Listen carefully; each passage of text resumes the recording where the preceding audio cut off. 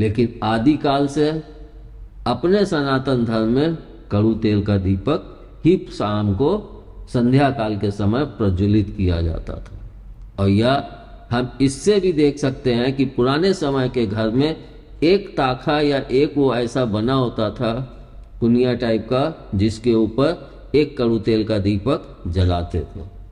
कहीं कहीं पे संध्या काल के समय तिल्ली के तेल का भी दीपक जलाते हैं, कहते हैं कि उससे लक्ष्मी का आगमन होता है।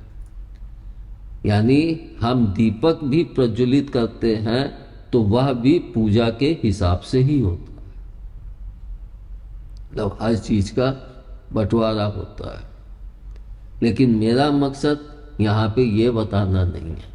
मेरा मकसद ये बताना है कि हम सात्विक पूजा से भी तंत्र को मात दे सकते हैं। सात्विक में भी वह शक्तियाँ होती हैं, क्योंकि माता पिता देने वाले वही एक हैं, वही तंत्र में भी देते हैं और वही सात्विक में भी देते हैं।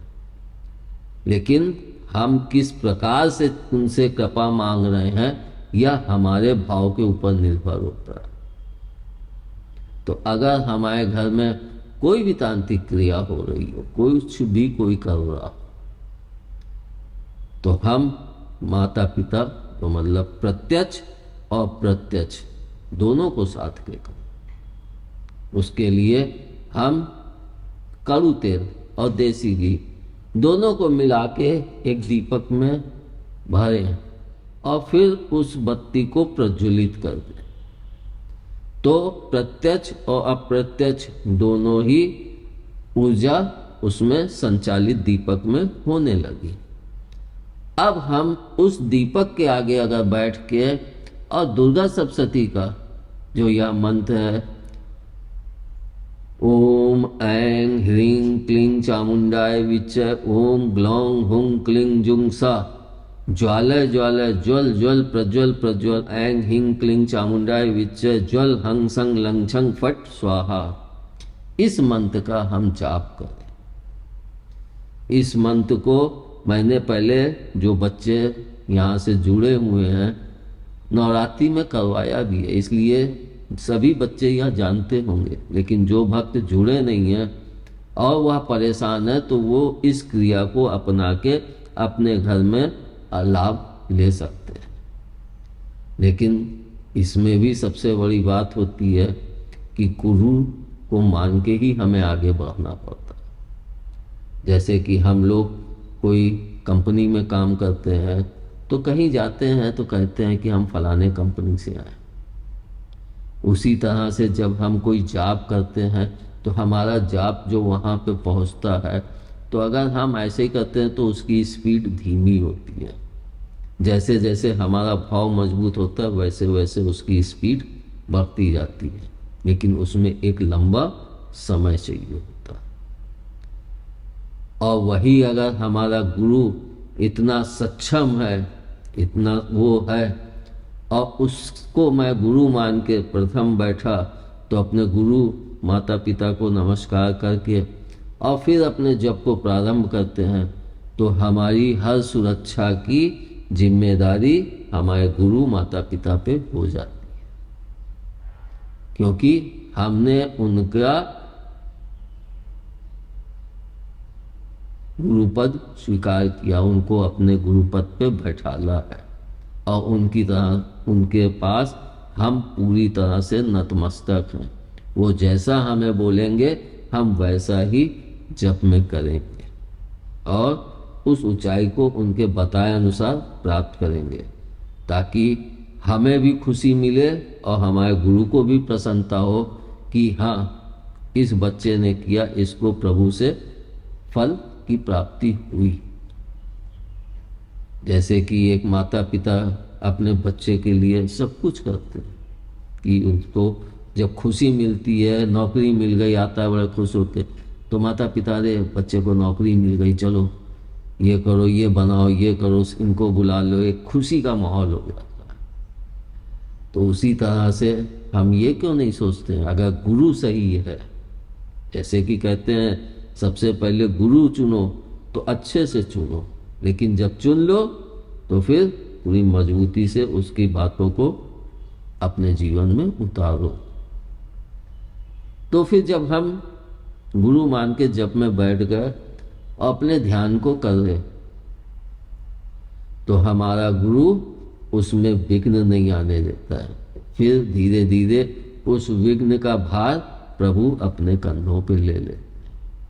मतलब गुरु आरंभ में वहां तक बढ़ाता है, फिर प्रभु उसका हाथ थाम भी लेते हैं और गुरु को यह सब बातें पता होती हैं, लेकिन गुरु सही होना चाहिए। तो अगर हम इस जप को करें तो आप स्वयं देखेंगे आपको निश्चय लाभ हो। जो भी व्यक्ति इसको आजमाना चाहते हैं आजमा ले, उनको 1 हफ्ते में ही इसका फर्क दिखने लगेगा। लेकिन इस जप में एक चीज का बहुत ध्यान रखना पड़ता है, अपने गुस्से को बहुत कंट्रोल करो, क्योंकि वो बहिमुखी हो जाता है।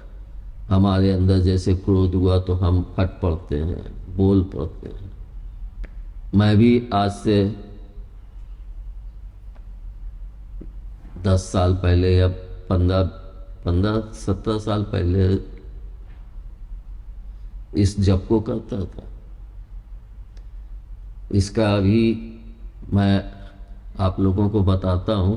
पहले मैं गायत्री मंत्र का जप करता था, तो उसमें मैंने बहुत सी चीज़ों को देखा,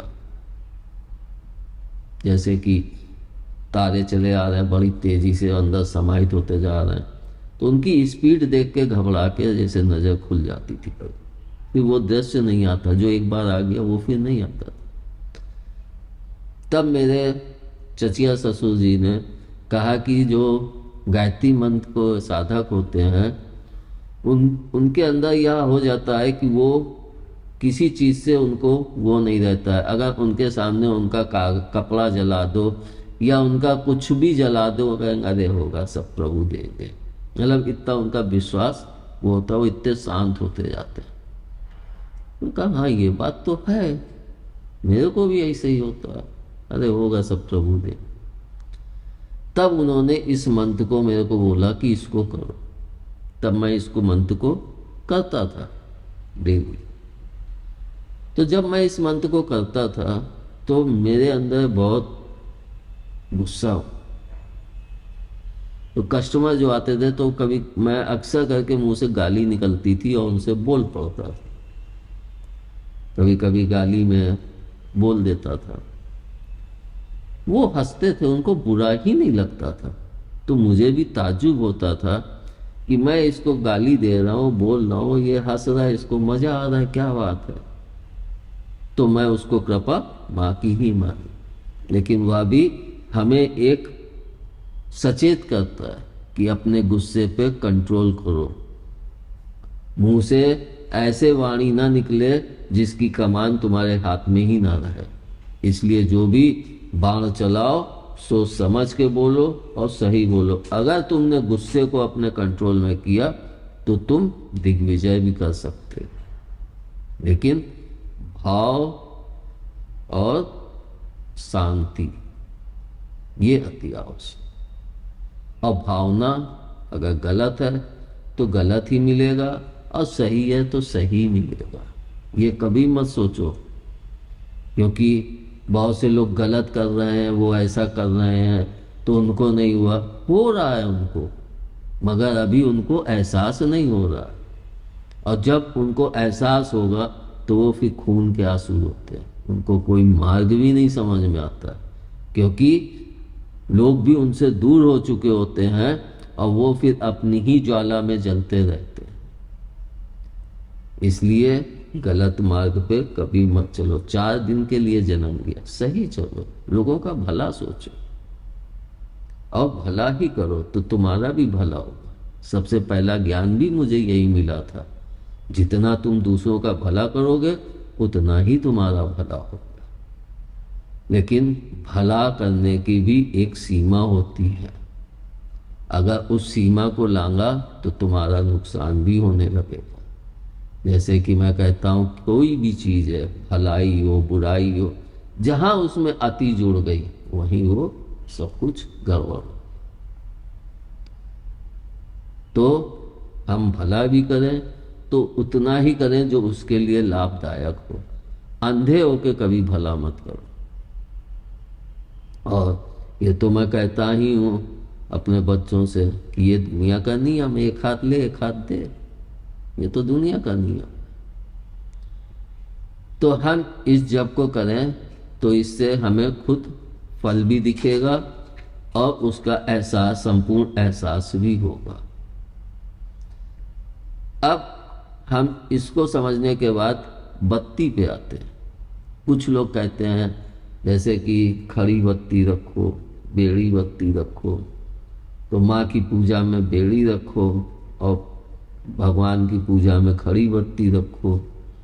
तो ऐसा कुछ आवश्यक नहीं है। खड़ी बत्ती चाहे बेड़ी रखिए चाहे खड़ी रखिए, प्रकाश दोनों ही देगी। बस बेड़ी बत्ती में क्या है, वो इधर उधर गिरती नहीं है। अगर खड़ी बत्ती का नीचे का वो सही नहीं होगा तो वो इधर उधर ढनक जाती है, जिसके कारण लोग बेड़ी बत्ती बना के धरते हैं। और बेड़ी में भी कहते हैं 2 बत्ती होनी चाहिए, एक ऐसे रखो एक ऐसे रखो, कुछ लोग कहते हैं जोड़ के रखो। सबके अपने अपने नियम है, अपने अपने तरीके हैं।